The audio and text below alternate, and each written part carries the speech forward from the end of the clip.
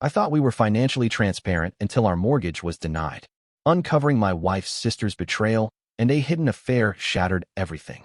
I still remember the moment like it was yesterday. Sitting across from the mortgage broker, my wife's hand in mine, watching his expression shift from professional courtesy to awkward discomfort. He cleared his throat and slid a paper across the desk. "I'm sorry, but your application has been denied due to excessive debt and credit issues." My wife's face drained of color. I was confused. We'd been saving for this house for 3 years, lived frugally, checked our credit scores regularly. Mine was excellent. Hers had always been good too. Or so I thought. "There must be some mistake," I said. The broker pointed to a section of the report. "There are multiple credit cards here with high balances. Over $47,000 in total debt spread across 6 cards. I looked at my wife. She wouldn't meet my eyes. The drive home was silent. 3 years of dreaming about that colonial with the big backyard, planning where we'd put the nursery for the baby we hoped to have soon. All of it vanished because of something I knew nothing about. When we got home, I asked her to explain. She broke down immediately. "I didn't want to worry you," she sobbed. "It started small, just a few things here and there. Then it snowballed." She'd been hiding credit card statements for nearly 2 years. Online shopping mostly, but also expensive lunches with friends, clothes, makeup, things for her sister's kids. She'd been paying minimums, juggling balances between cards, opening new ones when old ones maxed out. I was devastated. Not just about the house, but about the deception. We'd always been open about finances. Or I had been, anyway. That night, I slept in the spare room. I needed space to think. The next morning, I asked to see everything, all statements, all accounts. She agreed, seemingly relieved to finally come clean. As I sorted through the financial wreckage, something didn't add up. The spending patterns were strange. Large purchases at stores I'd never heard of. Cash advances. Transactions in parts of town we never visited. When I questioned her about a $2,300 charge at a jewelry store, she looked confused. "I never bought anything there," she insisted. I dug deeper. There were dozens of transactions she claimed no knowledge of. Either she was lying again, or something else was going on. I called the credit card companies. After hours of verification and security questions, I learned something that made my blood run cold. 4 of the 6 cards had been opened with slightly different variations of my wife's name. Same social security number, but different mailing addresses for statements.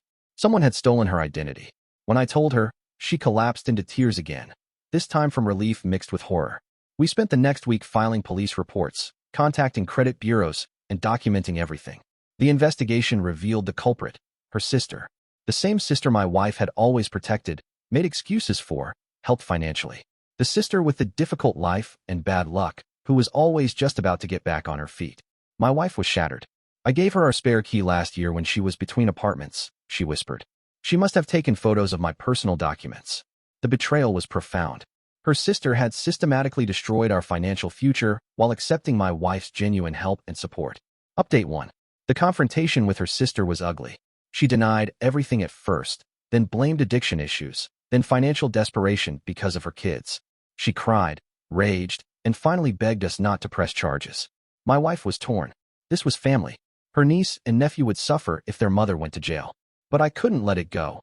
This woman had stolen our dream home, violated our trust, and shown zero remorse until caught. We compromised. No criminal charges if she entered a treatment program for her shopping addiction, agreed to supervised financial counseling, and signed a repayment agreement. It was more mercy than she deserved, but my wife couldn't bear to see her sister's children suffer more than they already had. The credit card companies removed most of the fraudulent charges after our police report, but our credit scores were still damaged. The mortgage broker said it would take at least a year of clean credit history before we could reapply. Our dream house went to another family. Update 2. 6 months later, we were slowly rebuilding. My wife monitored her credit obsessively. We met with financial counselors. Her sister was actually sticking to the repayment plan, small amounts, but consistent. Then I found the second phone. I was cleaning out our home office when I moved a stack of old textbooks my wife kept from college. Behind them was a prepaid phone I'd never seen before. Curiosity turned to dread as I scrolled through text messages between my wife and someone saved as Jay. The messages were intimate. Plans to meet. Discussions about a future together. The most recent was from just 3 days ago. When confronted, my wife broke down again. Jay was her coworker. They'd been having an emotional affair for months, starting around the time we'd begun house hunting. I got scared, she admitted. The house, then talking about starting a family. It all became so real. I panicked. She swore it had never become physical, that she'd already ended it before I found the phone. She'd been trying to figure out how to tell me, how to explain her temporary insanity. I moved out that night. Update 3. 2 weeks in a hotel gave me perspective. I loved my wife, but the foundation of trust was shattered. First financial deception, then emotional infidelity. What would be next? When I returned to collect more of my things, I found her sitting at the kitchen table with a thick folder. "Before you decide anything, I need to show you something," she said. Inside were printouts of emails with a therapist she'd been seeing secretly for 3 months. Notes from sessions discussing her anxiety about commitment, her fear of turning into her mother who'd trapped her father in a miserable marriage, her shame about these feelings. There were also screenshots showing she really had ended things with Jay before I discovered the phone, telling him she was recommitting to her marriage and getting help. Most surprising was a letter from a real estate agent about a modest starter home, much smaller than our dream house, but within our current financial reach even with the credit issues. "I'm not asking you to stay," she said. "I've broken your trust, and I know that. But I want you to know I'm doing the work to understand why I sabotaged us. Whether you're part of my future or not, I'm fixing myself." I didn't move back in that day, or that week, but I did agree to attend counseling with her. Final update. It's been 1 year since the mortgage denial that unraveled everything. We didn't get our dream home, but last month we closed on that starter house my wife found. Our credit is slowly recovering. Her sister has repaid almost 30% of what she stole and remains in treatment. My wife and I are still in counseling, both together and separately. Trust rebuilds slowly, but it is rebuilding. The painful truth is that her sister's identity theft exposed deeper issues in our marriage that might have festered unaddressed for years. We've learned to communicate about fears instead of hiding them. We've established complete financial transparency. The phone checks are becoming less frequent as trust returns.